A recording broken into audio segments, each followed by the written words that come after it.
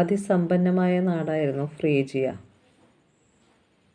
ഫ്രീജിയയിലെ രാജാവായിരുന്നു മൈഡാസ്.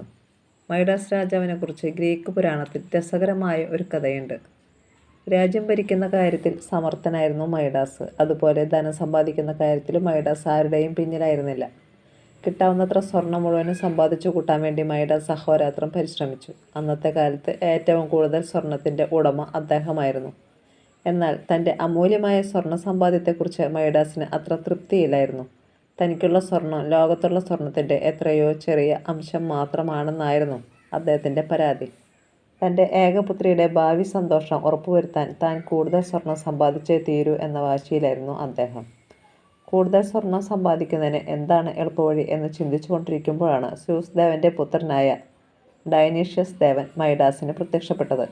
എന്താണ് ഇത്ര ഗഹനമായി ആലോചിച്ചുകൊണ്ടിരിക്കുന്നത്? ഡയനീഷ്യസ് ദേവൻ ചോദിച്ചു.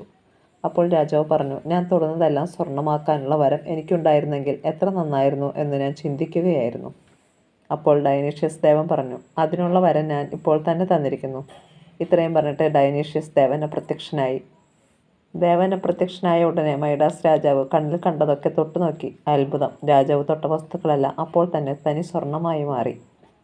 താൻ തൊടുന്നതെല്ലാം സ്വർണമായി മാറുന്നത് കണ്ട് അങ്ങനെ ആഹ്ലാദിച്ച് നിൽക്കുമ്പോഴാണ് ഒരു പരിചാരകൻ ഒരു പാത്രം നിറയെ പലതരം പഴങ്ങളുമായി ആ മുറിയിലേക്ക് കടന്നു വന്നത്.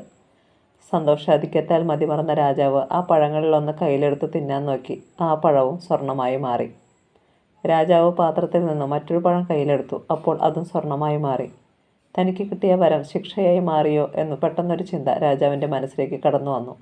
അദ്ദേഹം അങ്ങനെ ചിന്തിച്ചു നിൽക്കുമ്പോഴാണ് അദ്ദേഹത്തിൻ്റെ പൊന്നോമന പുത്രി ഓടി വന്ന് അദ്ദേഹത്തെ കെട്ടിപ്പിടിച്ചത്.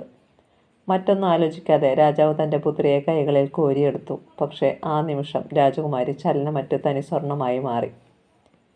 തൻ്റെ പൊന്നാശ മൂലം തനിക്ക് പൊന്നാമന പുത്രിയെ പോലും നഷ്ടപ്പെട്ടല്ലോ എന്നോർത്തപ്പോൾ മൈഡാസ് രാജാവിൻ്റെ ഹൃദയം തകർന്നു.